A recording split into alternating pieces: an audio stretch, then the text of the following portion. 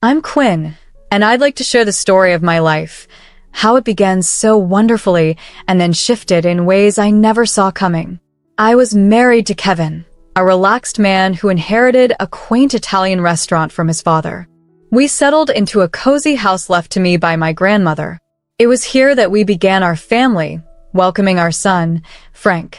In the early years, Kevin and I would spend evenings on our back porch after Frank was asleep. We'd dream together about our future, saving up for a bigger house, perhaps having another child. Kevin always envisioned it with a beer in his hand, while I thought about giving Frank the best possible education, hoping he could attend college without the burden of student loans like I had.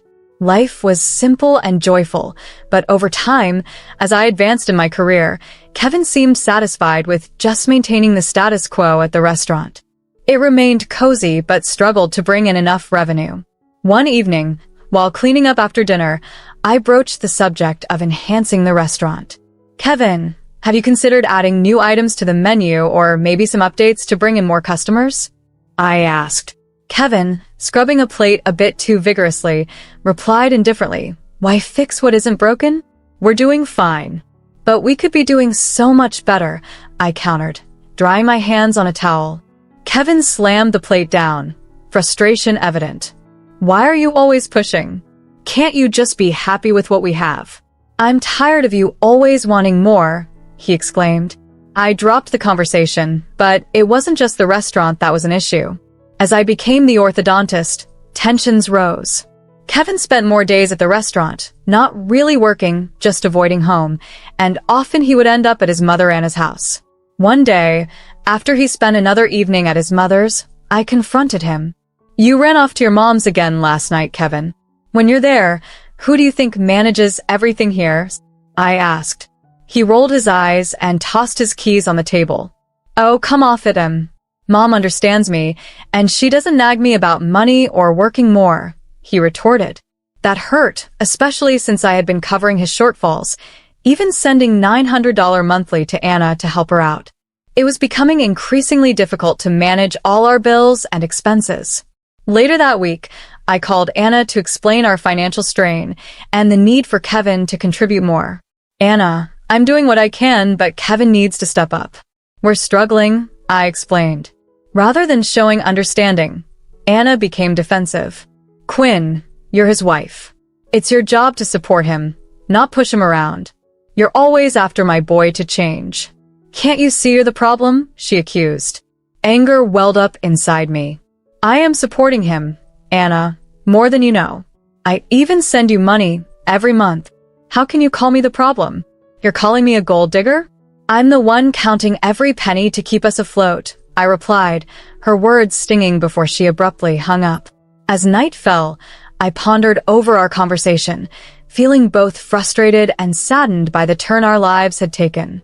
I watched Kevin slump onto the sofa, a beer in his grasp, absorbed in his phone. Meanwhile, I tucked Frank into bed, the day's conversation with his mother weighing heavily on my shoulders. Life at home had become increasingly challenging since Kevin's restaurant fell on hard times. He had been forced to let his staff go one by one until it was just him, alone, making pizzas in a quiet part of town. Even then, the business dwindled to the point where it couldn't keep the lights on. The day he closed the restaurant for good, he returned home looking utterly defeated, yet there was a defiant glint in his eyes. This isn't the end. It's merely a setback," he said, trying to maintain composure as he hung up his apron for the last time. I sat at the kitchen table, bills scattered around like a spread of ominous cards. "A setback, Kevin? The restaurant is closed. We need a new income source, and we need it now," I replied. His pride took a hit, and he bristled. "I'll find something, but I won't just take any job. I have my standards. I was a business owner, And what does that mean now, Kevin?" "We need actual money, not standards," I countered, my frustration boiling over. He just shook his head, muttering about not becoming a desk jockey. "I have a degree, Quinn. I'm aiming for a managerial position, nothing less." I was stunned by his audacity. "Your business just tanked, and you think you can land a top job just like that?" I snapped, unable to mask the irritation in my voice. He didn't respond, just stormed out, likely heading to his mother's place. That's how things went now. Whenever it got tough, Kevin disappeared. The weekend brought no relief, only his mother Anna crashing in with her demands. She arrived just as I was preparing lunch, her timing as flawless as her audacity. "Quinn, you need to talk to your bosses. Get Kevin a good position at your company." "He deserves it," she insisted, as if it were the simplest solution. I let out a harsh, short laugh. "Anna, that's not how it works. I started at the bottom and worked my way up. They don't just hand out top jobs because I ask." She narrowed her eyes, her lips thinning. "You just don't want him to succeed, afraid he might overshadow you, huh?" I explained calmly, despite the rising tension. "Seriously, Anna, Kevin walking into a senior role with no experience isn't going to happen. It's not about fear. It's about reality." Lunch continued under a cloud of chilliness, Kevin silent, likely ruminating over his bruised ego and his mother's words. Kevin's days turned into a blur of inertia, lounging with his beer and phone while I managed work, house chores, and caring for our son Frank. Each evening, I returned home to a chaotic house and no dinner in sight. "Kevin, could you at least start dinner?" "I'm running on fumes here," I would say, dropping my bags and kicking off my shoes. He'd grunt, eyes glued to his phone. "You do it better. I'm tired too, you know." It infuriated me to see him so idle, especially when Frank, hungry and expectant, would tug at my sleeve. "And Kevin, did you pick him up from school today?" One evening, already aware of the answer, I asked Kevin if he had forgotten to tell me something. His reply was a low mumble, barely audible over the television.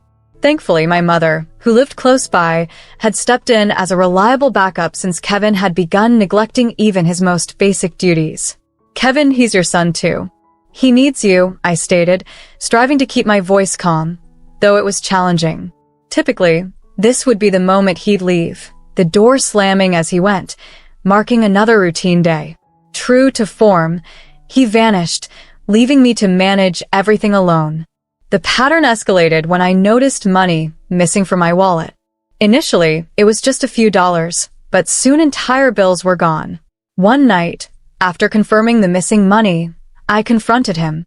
"Kevin, have you been taking money from my purse?" His eyes darted away before meeting mine again. "Needed some cash for beer," he admitted. "Beer? You're taking cash like a thief now," I exclaimed. "How dare you call me a thief?" "I'm your husband," he retorted, his voice rising. Before we could argue further, Anna burst in. It seemed she had overheard us, her expression stormy. "Quinn, all you care about is money. Can't you see the man is struggling? You should be supporting him, not accusing him. Support him by letting him steal from me? What about Frank? What about our bills?" I responded, my voice growing louder as the stress from the past months reached a boiling point. Kevin collapsed back on the couch, tuning out as Anna and I argued over him, his eyes fixed on a distant point. The argument ended in a heavy silence, with Anna storming out and Kevin remaining silent and inactive. When Frank fell ill as the summer ended, his fever spiking one night, no soothing or cool cloths seemed to help. Sitting beside his bed, thermometer in hand, I felt my heart sink with each beep confirming the fever wasn't breaking. Kevin, as usual, was no help, engrossed in his phone on the couch. "Kevin, can you check if we have any more fever reducer?" I asked, trying to stay composed. He grunted and slowly got up, but I knew it would be quicker to do it myself. Frank was softly whimpering, clutching my hand, each moment precious. After a quick kiss on his forehead, I rushed to the kitchen myself. The next morning, the doctor stressed the need for medication and tests. Better to be safe, he advised, noting down his recommendations. Tests meant more expenses, far beyond what was left after the bills and Kevin's unchecked spending. Heart pounding, I transferred the last of our savings for Frank's treatment, including the $900 usually reserved for Anna. It was the only way. No sooner had I made the decision, Anna stormed in, furious. "Quinn, where's my money?" "It's the first of the month," she demanded. I was repacking Frank's small backpack, ready for another doctor's visit. "Anna," I began, bracing myself for another confrontation. I had to allocate the funds for Frank. He's gravely ill and needs them for his medical examinations and treatments. Anna's gaze hardened, her lips pressing into a thin line of disapproval. Do you really expect me to believe you don't have other money? That was my money, Quinn. I need it, she declared. I took a step back, raising my hands defensively as my maternal instinct surged. Frank is my priority. He's just a child, he's unwell, and he needs his mother to look after him. I won't apologize for putting him first. Well, I should have guessed you'd do something like this, holding money back for me for that boy. Anna spat the words with venom, as if they were a poison that pained her. That boy, Anna? That's your grandson. How can you be so heartless? I shot back, my patience wearing thin. I don't need a lecture from you, Quinn. Just make sure you pay me by tomorrow, or you'll regret it, she hissed, anger twisting her features. Her threat lingered ominously in the air, but the sight of Frank, weak and delicate in the next room, fortified my resolve. Leave my house now, Anna. I won't tolerate threats under my own roof. Not today, not ever. Anna seemed poised to argue further, but the firm resolve in my gaze silenced her. She stormed out, slamming the door, leaving a heavy silence in her wake. Kevin left quietly after her. I went back to Frank, my hands trembling as I gently stroked his hair. He looked up at me with trusting, pain-filled eyes. It's okay, baby. Mommy's here, I whispered, kissing his forehead, my resolve hardening. The days became a blur of hospital visits and sleepless nights.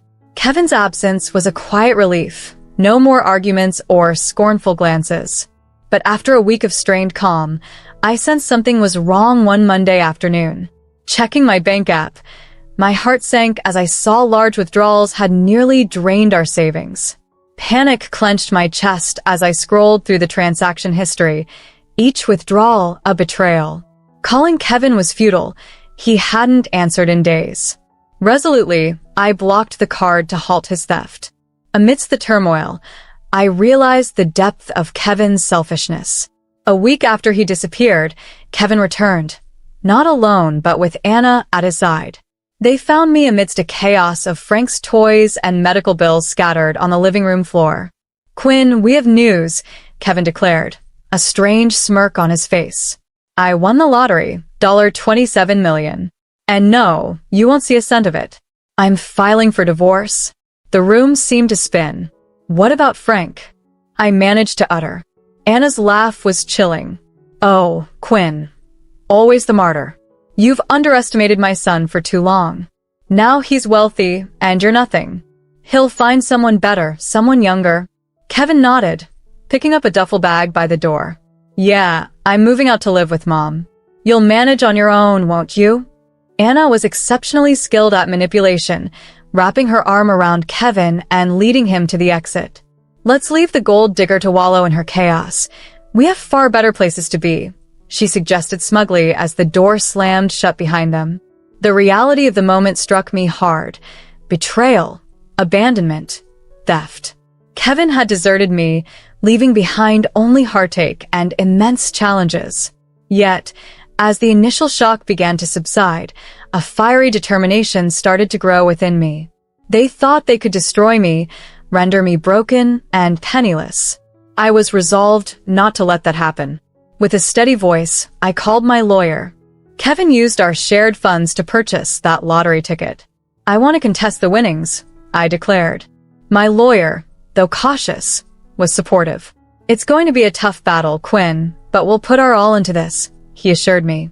Hanging up the phone, I felt the weight of the upcoming struggle settle on my shoulders.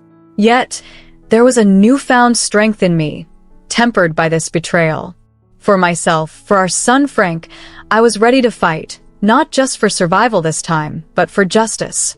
As the court hearing neared, my lawyer, Mr. Adam, and I were engulfed in a whirlwind of preparation. We meticulously compiled every shred of evidence, bank statements, financial records, anything that demonstrated how I had financially supported our home while Kevin contributed nothing. Quinn, it's a solid case. The fact that he used your bank card to buy the lottery ticket is our strongest point, Mr. Adam reassured me as we sat amid stacks of paperwork in his office. With the court date looming, tension simmered just beneath the surface of my everyday routine. Then, just 4 days before the hearing, Kevin and Anna made an unexpected appearance. I was in the kitchen, Frank playing at my feet, when I heard the car door slam. They burst through the front door, their faces red with fury. "You're really going through with this? Suing your own husband?" Kevin bellowed, his voice echoing through the small room. Anna quickly joined in, her tone sharp and spiteful. "Greedy. That's what you are, trying to claim what isn't yours." I stood firm, feeling Frank press against my leg for comfort. "It's not just Kevin's money. He bought the ticket with our joint funds that I provided because he wasn't contributing," I countered calmly, the anger from their accusations fueling my resolve. Kevin's face contorted with disdain. "It's not about control, Kevin. It's about fairness. You left, remember? You and your mother mocked me, said I'd be left with nothing." Their shouts could have escalated further, but I was determined not to let that happen in front of Frank. "You need to leave now." "We'll settle this in court," I said firmly. Their departure was loud and chaotic, but once they were gone, the house felt somehow clearer, purer. I hugged Frank close, whispering reassurances that everything would be all right. In the courtroom, the atmosphere was tense. Kevin sat across from us, his lawyer whispering in his ear, while Anna glared at me with hostility. When Mr. Adam presented the bank statements and financial records, the evidence was undeniable. Each time Kevin's attorney stumbled over a question, I felt the wave of triumph. The judge paid close attention, his gaze fixed on Kevin as evidence of Kevin's financial reliance on me unfolded. Key to the case was the lottery ticket bought with money from our joint account, making it a marital asset, as Mr. Adam persuasively argued. Kevin raised his voice in the hushed courtroom. I was the one who bought the ticket. It was my decision, my luck. But the judge quickly retorted, "Not your money, Mr. Thompson, and unfortunately for you, luck does not supersede the law." After prolonged deliberations, the judge handed down his decision. It was clear from the presented evidence that Mr. Thompson was financially dependent on Mrs. Thompson during the purchase of the ticket, thereby deeming the ticket a marital asset.